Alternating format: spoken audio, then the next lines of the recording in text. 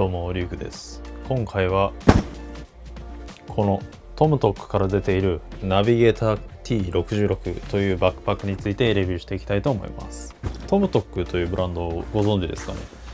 結構前から気になってはいたんですけど、全体的に低価格帯のバックパックだったりスリングバッグを出しているブランドになっています。見た感じの品質は高そうだったんですが、この値段帯だからそこまで期待できないだろうなと思って自分では買っていなかったんですが、今回トムトックからお話をいただいて製品を送ってもらえるということで、実際にこのトラベルバックパックを中国の出張で使用してみました。結論としては正直ちょっと舐めてたなっていうぐらいビルドクオリティとか使い勝手がすごい良かったので、今回はこの T66 について徹底的に解説していこうと思います。もちろん良かった点もありましたが、少し気になるなと思った点もあったので、僕が実際使う中でいろいろ感じたことを話していきたいと思います。それでは行ってみましょ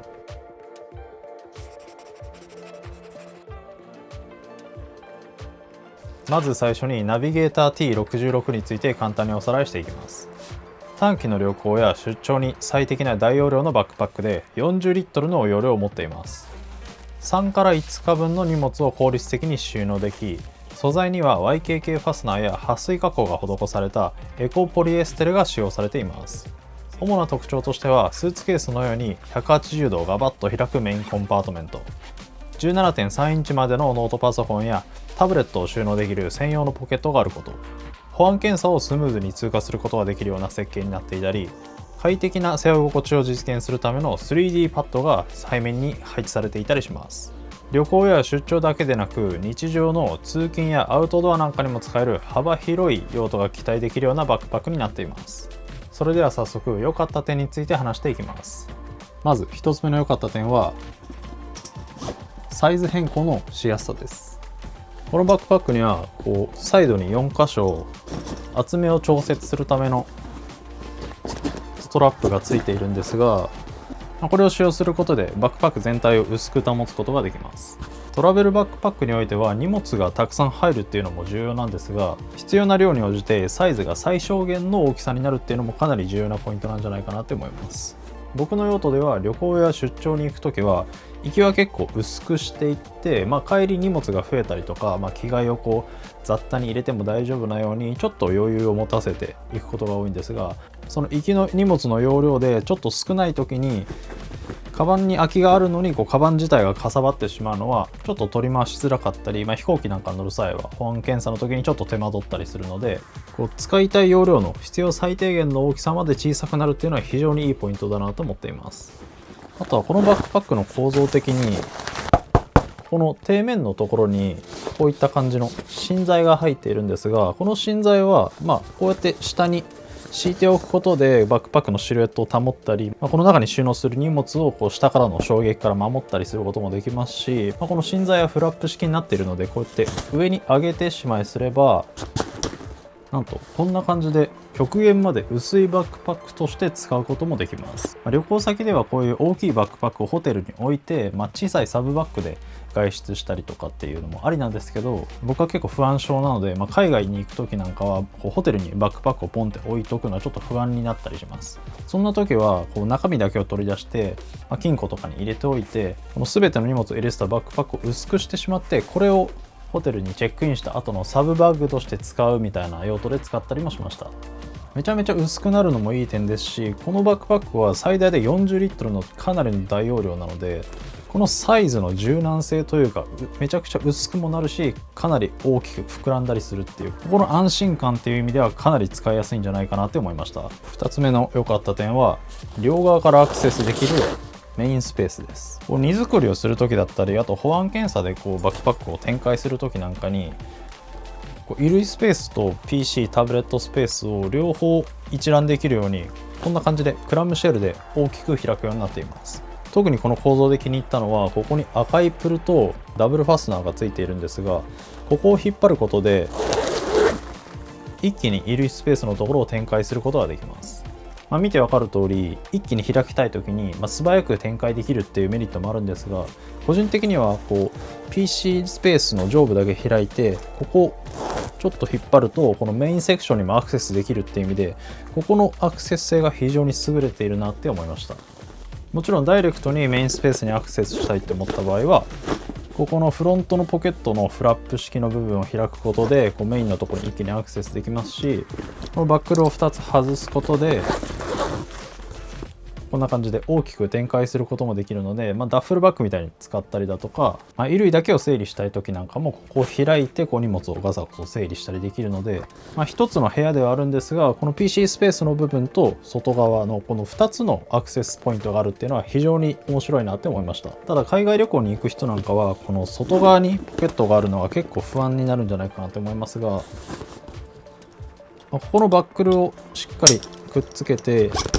このように引いておくことで、ここにアクセスするハードルはかなり上がりますし、僕はこんな感じでカラビナをこのファスナーのプルのとこにつけて、こんな感じでファスナー同士をくっつけることで、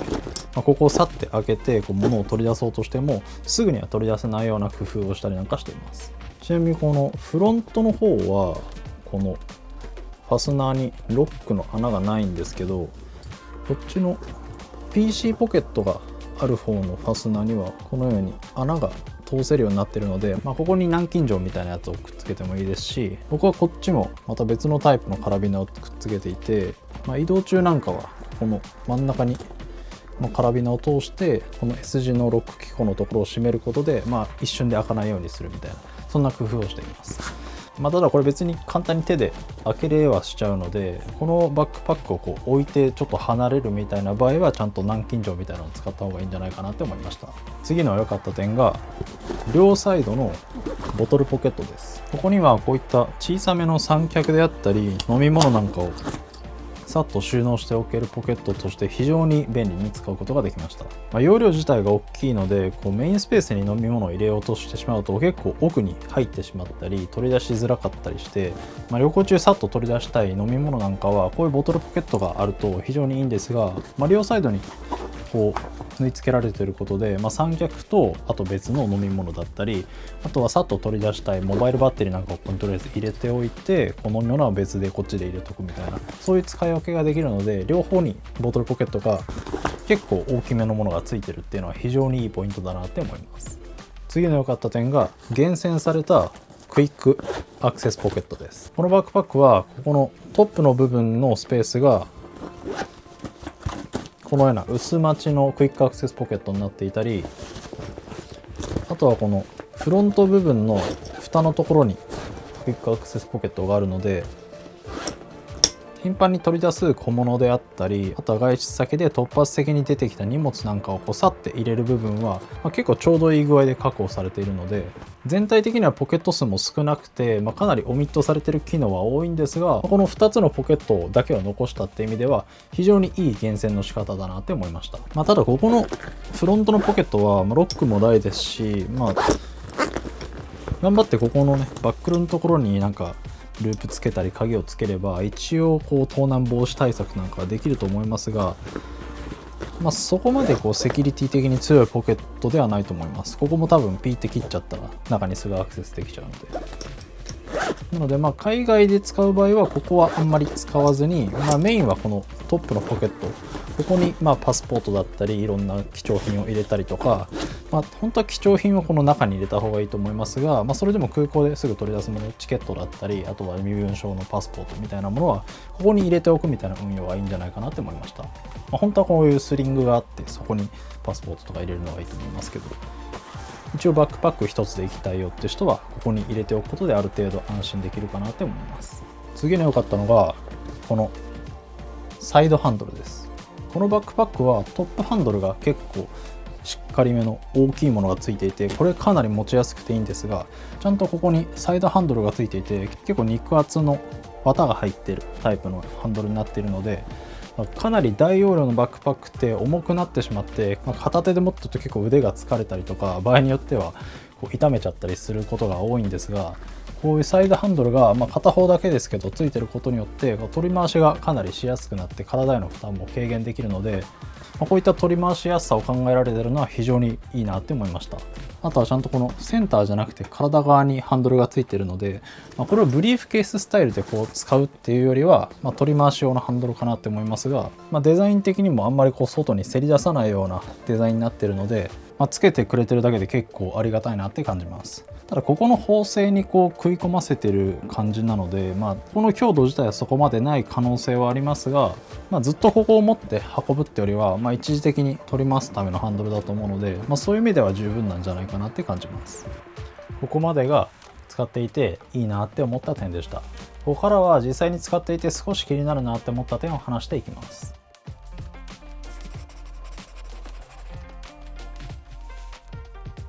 1つ目の気になった点は、このメインのコンパートメントのポケットがないことです。トラベルバックパックはこういうサイドだったり、あとこの上の部分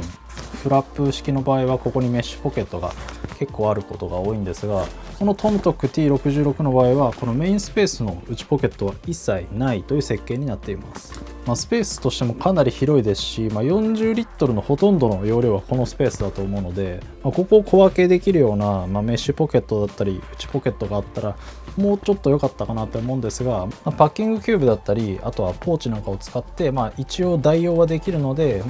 人によってはそこまで気にならないかなって感じました。個人的にはこの蓋の部分にメッシュポケットがあったり、あとこの側面の部分にファスナーポケットがあるともっと良かったんじゃないかなって感じました。次の気になったポイントはヒップベルトがないというところです。何回も言ってますが、40リットルの大容量バックパックなので、荷物をパンパンに入れるとかなり肩への負担がきつくなってきます。登山用のバックパックだったり、最近のトラベルパックの多くはここにヒップベルトをつける構造であったり、付属のヒップベルトがくっついていたりするんですが、この T66 の場合はヒップベルトを後から追加できるような構造もないですし、このヒップベルトがもともとついているモデルも展開されていないので、できればヒップベルトがつけられるような構造を残しておいてもらえると、サードパーティーの製品をつけたりとか、自分で工夫してベルトを作ったりなんかもできるので、ここは少し惜しいなって思いました。僕はこのバックパックを使って3泊の海外出張に行ったんですが、ほぼ毎日このバックパックを背負いながら行動していましたが、結構肩への負担がきつかったので、帰ってきてからかなり肩こりが残るような感じでした。分厚いナイロン製のヒップベルトとまではなくても、このぐらいの太さの 25mm とかのナイロンテープ1本でも這わせてもらえると、ちょっと肩への負担を腰に分散できたので、ここは次の改善ポイントなんじゃないかなって感じました。次の気になった点が、このボトルポケットの位置が少し高いという点です。飲み物、水筒だったり 500ml のペットボトルなんかを使う人にとっては、そこまで気にならないと思いますが、どちらかというと三脚を使う人であったり、かなり大型のボトルを使う人にとっては、ちょっとここの下から上がっている部分、このスペースを有効活用したいなって感じてしまいました。具体的にはこういった感じで、三脚なんかをここに通す時に、足を1本このボトルポケットの中に入れることで結構安定するんですが、ここまで底が上がっているので上からちょっと出ちゃうんですよね。三脚自体結構重たいものなので、プロのカメラマンだったりこういう撮影の仕事をする人以外はあんま使わないとは思うんですが、もし仕事で三脚を使うような用途があった場合にちょっとここの固定が気になったので、今回この位置の部分を気になる点として挙げさせてもらいました。最後の気になった点が耐久性のところについてです。このバックパックは一見バリスティックナイロンっぽい感じの見た目で、かなり汚れもつきづらかったり見た目もかっこいいんですが、これはエコポリエステルという素材を使用しているみたいです。もちろん僕が数日使った程度では劣化する様子もほとんど見受けられないんですが、やっぱバリスティックナイロンと比べるとちょっと折り目がつきやすかったり、ガシガシ使っていく中で劣化がしやすいんじゃないかなって少しだけ懸念があります。なので耐久性を気にする方で長い期間トラベルパックを使い続けたいっていう人にとってはちょっと選択肢から外れるかもしれないなって感じました。ここまでが少し気になるなって思った点でした。総合的にはかなり使いやすいバックパックで、ある用途においては非常に優れた選択肢になるんじゃないかなと思いました。それは旅行前だったり出張前のバタバタした状況の中でこういう大容量のバックパックを持っていない方だったり、こういうトラベルバックパックを買おうとしたことがあまりない人にとっては、とりあえずこれを買うことによって、ほとんどの用途、ほとんどのシチュエーションで満足いく使用を考えられるんじゃないかなって感じました。結構出張だったり旅行って、何泊泊まるかとかどこまで行くかによって荷物の量だったり準備するものが変わっていって、1泊2日ぐらいの出張は行ったことあるけど1週間とかいう長期間の出張は行ったことないみたいな場合は、急にカバンを用意しなきゃいけないっていう主張があると思うんですよね。そういう場合に、5万円とか6万円ぐらいする、高機能なハイエンドのトラベルバックパックを買うのもいいんですが、とりあえず最低限だけ使えればいいし、次長期の出張いつ行くかわからないみたいな人にとってはちょっとそういう5万円6万円台するハイエンドのモデルを買うのはハードルが高いと思います。この製品の最も驚きなのは価格で、このサイズ感この機能性で1万円台なんですよね。このかなり長期間の旅行であったり出張で使えるバックパックが1万円で買えてしまうっていうのは、渡航する前のバタバタした期間ですぐに判断しなきゃいけないって時には非常にいい選択肢になってくるんじゃないかなって感じました。あとはこれあんまりいい考え方じゃないかもしれないんですけど、旅行とか出張って結構